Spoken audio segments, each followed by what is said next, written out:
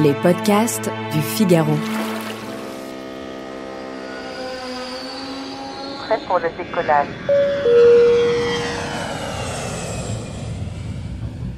C'est l'un des gestes incontournables de nos vacances. Ramasser un coquillage trouvé au détour d'une plage en Martinique, acheter une petite statue religieuse, rapporter de la mozzarella d'Italie, des petites habitudes qui sont comme des rituels immuables. Sans eux, c'est comme si on n'était jamais parti. Mais dans certains cas, ce souvenir d'apparence anodine peut causer bien des soucis, et même nous valoir d'être arrêté par la douane et décopé d'une amende. Je m'appelle Sophie Vincelot et je suis journaliste au Figaro.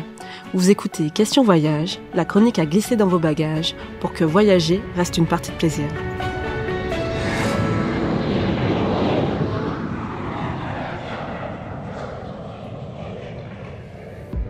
Certains pays encadrent de manière stricte ce que l'on peut ou non rapporter dans sa valise.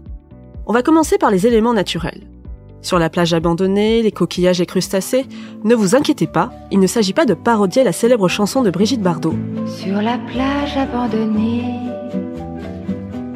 coquillages et crustacés. Mais bien de rappeler une règle. Sur le littoral, on doit respecter et préserver l'environnement. Ça implique quoi ? Ramasser du sable sur la plage, glaner des galets et des coquillages, officiellement, c'est interdit sous peine d'amende.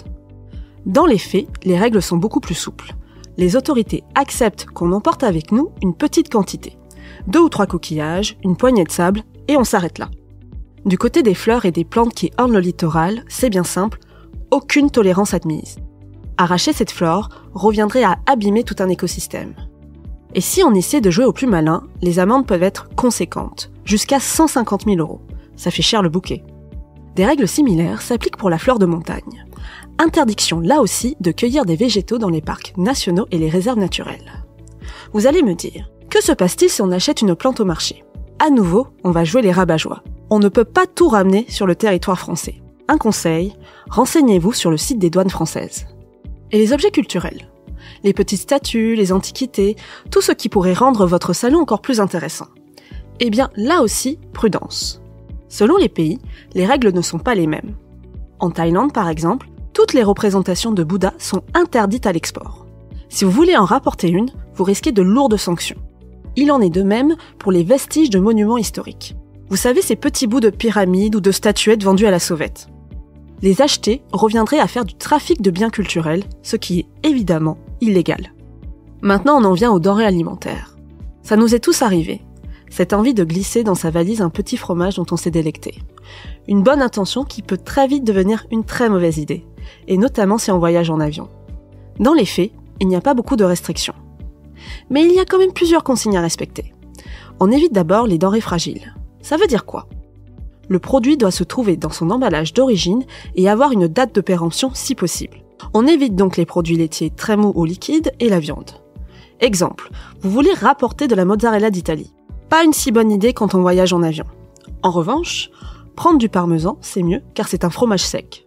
Pourquoi une telle précaution ? Tout simplement parce que les bagages peuvent rester coincés à l'aéroport ou être perdus. Une avocate spécialisée nous a raconté un cas significatif. Un homme, visiblement grand amateur de poissons, en avait ramené plusieurs du Portugal dans sa valise. Problème, son bagage a été retardé.